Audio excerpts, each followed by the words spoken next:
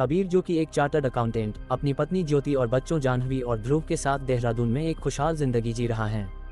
वे एक साथ quality time बिताने के लिए एक दूरदराज के पहाड़ी शहर में अपने फार्म हाउस पर वीकेंड की छुट्टी का प्लान बनाते हैं। रास्ते में वे लंच के लिए सड़क किनारे एक ढाबे में रुकते हैं और वनराज नाम के एक आदमी से मिलते हैं, जो उनकी चाय के लिए पेमेंट करने की ऑफर करता है और जिसके चलते वे उसे अपनी टेबल पर इनवाइट करते हैं। वह जाह्नवी को एक लड्डू देता है। इसे खाने के बाद जाह्नवी को अपने अंदर कुछ अजीब सा फील होता है और उसे वनराज की हर बात मानने की इच्छा फील होती है। उसके जाने से पहले वनराज चुपके से जाह्नवी को बिस्कुट का एक पैकेट देता है और उसे फार्म हाउस पहुंचते ही उन्हें खाने को बोलता है। फार्म हाउस पहुंचकर जाह्नवी ने बिस्कुट खाया और स्विमिंग पूल में अपने परिवार के साथ मौज मस्ती की। कुछ समय बाद वनराज फार्म हाउस पर आता है और बताता है कि उसके फ़ोन की बैटरी खत्म हो गई है और उसे कुछ टाइम के लिए वहां रहने देने के लिए रिक्वेस्ट करता है। वह कहता है कि जैसे ही उसके फ़ोन की बैटरी चार्ज हो जाएगी वह चले जाएगा। कबीर उसे रहने देने के लिए सहमत हो गया। हालांकि ज्योति को उस पर शक हुआ। वह सोच रही थी कि उसे उनके फार्म हाउस के बारे में कैसे पता चला। जब ध्रुव जाह्नवी से उसके साथ खेलने के लिए कहता है तो वनराज उसे ध्रुव को डराने का ऑर्डर देता है। जाह्नवी ध्रुव के साथ झूले पर चढ़ जाती है और तेज स्पीड से झूलती है, जिससे ध्रुव डर जाता है। कबीर और ज्योति ध्रुव को डराने के लिए जाह्नवी को डांटते हैं। डिनर के दौरान वनराज उनके पर्सनल डिस्कशन में बहुत अधिक इंटरफेयर करता है, जिससे कबीर नाराज हो जाता है और कहता है कि उसे अब चले जाना चाहिए। जब वनराज जाने से इनकार करता है तो कबीर उसे खींचकर बाहर निकालना शुरू कर देता है।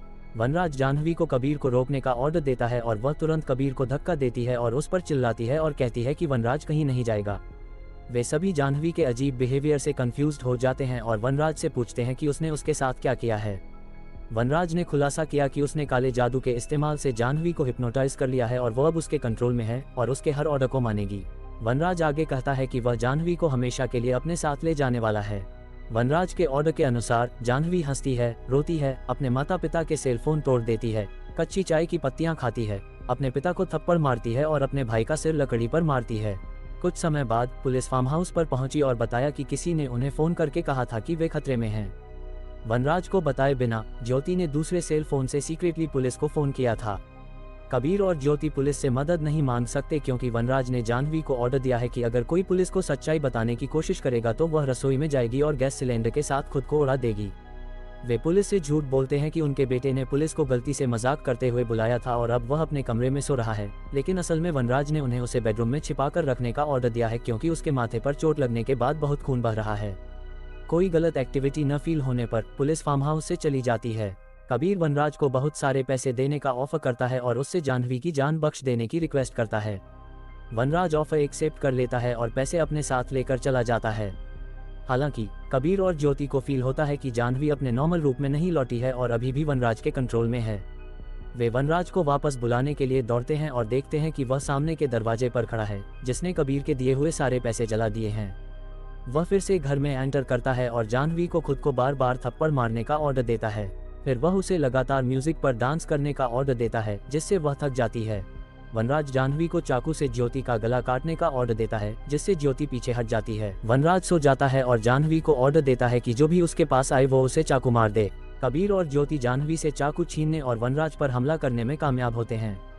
जब वे उसे मारने की धमकी देते हैं तो वनराज जाह्नवी को लगातार हंसने को बोलता है और कहता है कि अगर वे उसे मार देंगे तो जाह्नवी तब तक बेकाबू होकर हंसती रहेगी जब तक वह मर नहीं जाती। इस बात का एहसास होने पर उन्होंने उसे छोड़ दिया।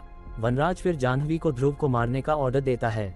वह ध्रुव के पीछे जाती है और उसे छत से फेंक देती है, जिससे वह गंभीर रूप से घायल हो जाता है। इसके बाद वनराज जाह्नवी को अपने साथ लेकर चला जाता है। ज्योति ध्रुव को अस्पताल ले जाती है जबकि कबीर वनराज के पीछे जाने और जाह्नवी को बचाने की तैयारी करता है।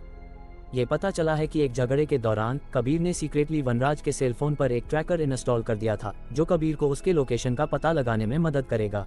वनराज जाह्नवी को घने जंगल से होते हुए अपनी सीक्रेट जगह ले जाता है, जहां उसने कई दूसरी लड़कियों को अपने कंट्रोल में रखा है। वनराज एक रिचुअल के जरिए उनकी बलि देने की तैयारी करता है, जिससे वे सभी एक विशाल चिता में जल के अपनी जान दे देंगे। कबीर वहां पहुंचता है और वनराज पर हमला कर उसे काबू कर लेता है। फिर वह वनराज की जीभ काटकर आग में फेंक देता है। जब सभी लड़कियां कबीर पर हमला करने की कोशिश करती हैं, तो कबीर वनराज की आवाज़ की एक ऑडियो रिकॉर्डिंग चलाता है जिसे उसने सीक्रेटली रिकॉर्ड किया था, जिसमें वनराज बोलता है कि मैं तुम्हें आज़ाद करता हूँ। ये सुनकर जाह्नवी के साथ साथ सभी लड़कियां वनराज के कंट्रोल से आज़ाद हो जाती हैं और अपने नॉर्मल रूप में लौट आती हैं। पूरा परिवार अस्पताल में फिर से मिलता है, जहां वे अपनी चोटों से रिकवर होते हैं। पुलिस कबीर को उसकी बहादुरी के लिए थैंक यू बोलती है, जिसने कई लड़कियों की जान बचाई। वे कबीर को ये भी बताते हैं कि वनराज गायब है और वे उसे ढूंढा जा रहा है। कुछ समय बाद कबीर को एक सुनसान जगह पर आते हुए देखा जाता है, जहां वह जाह्नवी के साथ किए गए व्यवहार का बदला लेने के लिए वनराज को खाना और पानी दिए बिना सीक्रेटली जंजीरों में बांध कर रखता है।